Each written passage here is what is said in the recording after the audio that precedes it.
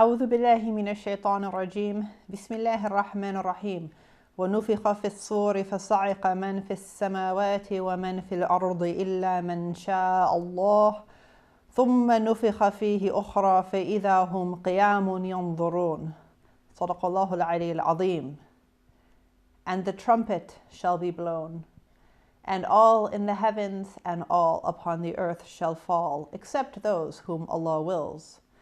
Then the trumpet shall be blown again, and they will all be there, standing up, waiting.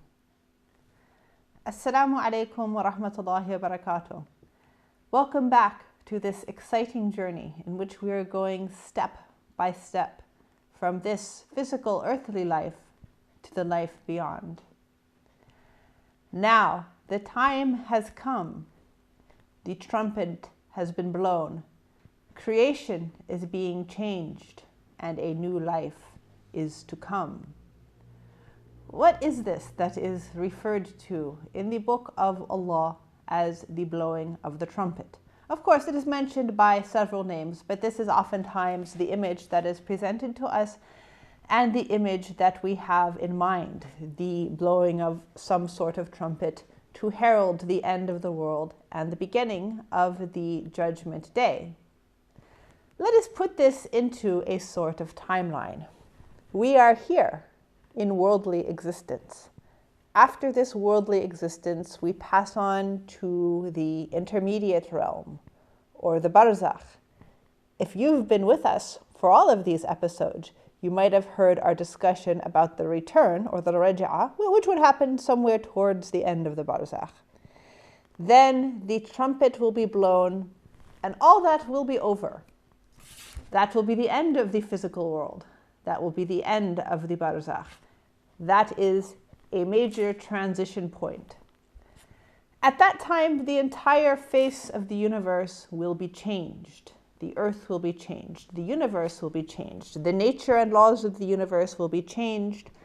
The trumpet will be blown again, and then we shall all be resurrected and taken to our final destination.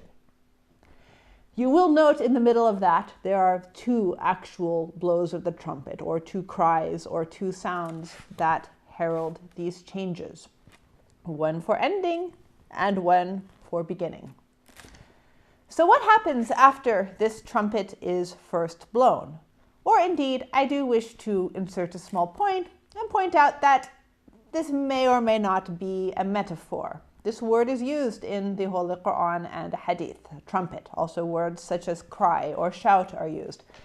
Is the angel Israfil going to stand there with a gigantic trumpet like we see today in orchestras, or you used to see sometimes on the battlefield, and blow? Allahu A'lam.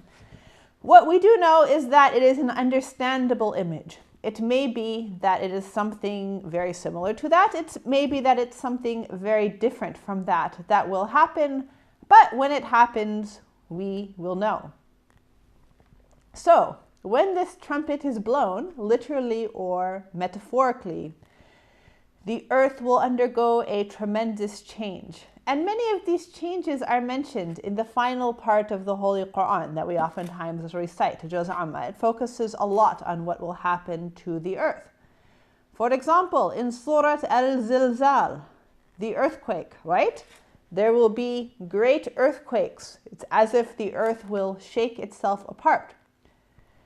Of course, even ordinary earthquakes are very terrifying, but this will be a time in which there are earthquakes beyond proportion. Indeed, the earthquake on the final hour is a tremendous thing.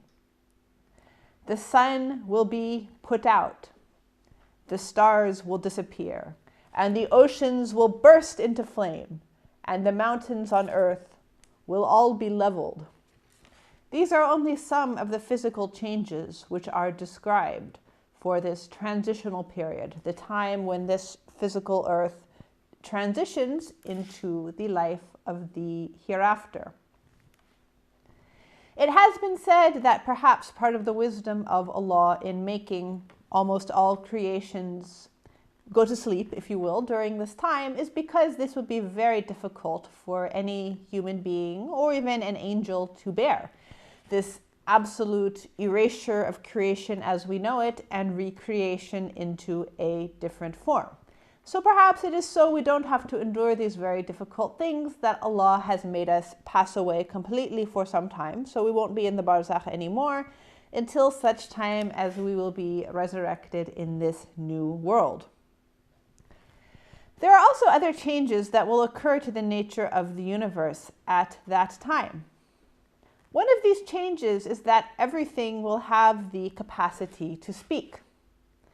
Generally speaking, in the universe as we know it today, only sentient, conscious beings with vehicles for speaking are able to speak, like me.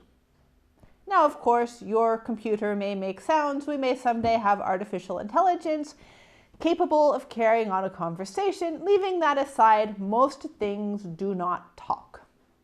For example, my hand does generally not speak to me. The television screen in and of itself does not speak to me.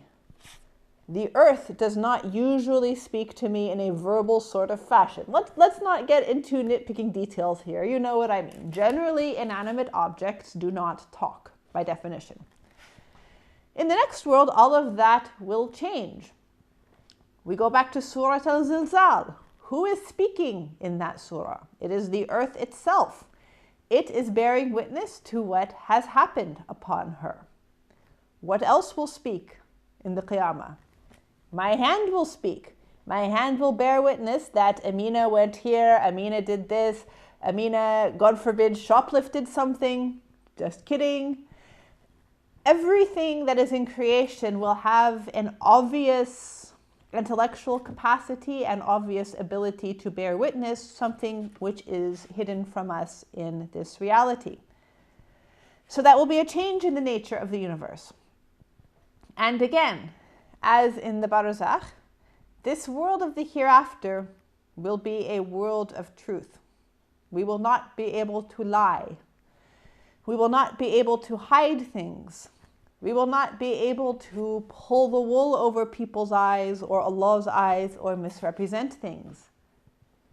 Everything will be as it truly is, whether it is a matter of faith, whether it is a matter of intention, whatever it happens to be. So these will all be gigantic structural changes to the nature of universe, which will be carried out between the blowing of these two trumpets, or whatever it happens to be. How long will this time period be between these two trumpets? This perhaps is not really the most pertinent question, since we will be deceased during that time. However, there is a narration from Imam as-Sadiq alayhi salam which suggests just how long that time period will be. It is narrated that he said that after Allah makes everyone on earth die, Allah will wait a time span which is several times the lifespan of human beings. So let's say we human beings persist for 50,000 years, which is probably an optimistic estimate. But nonetheless, let's say we persist for 50,000 years without having a nuclear war and blowing ourselves up. Allah will multiply that several times. So maybe he'll wait 200,000 years as we know it, or 250,000 years. And then Allah will cause the inhabitants of the first layer of heaven to die. So basically the angels, and perhaps some people in the barzakh. Then Allah will wait the same amount of time. So say the same 250,000 of years.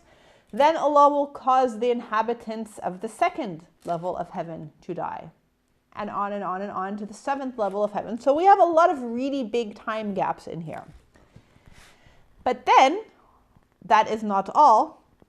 Allah will wait, and then Allah will cause the angel Mikael to pass away and wait, and then the angel Jibrail to wait, and then Israfil, and lastly, after a very, very long time, yes, his time comes, Malik al-Maut, who has been so busy plucking out people's souls, he will also die.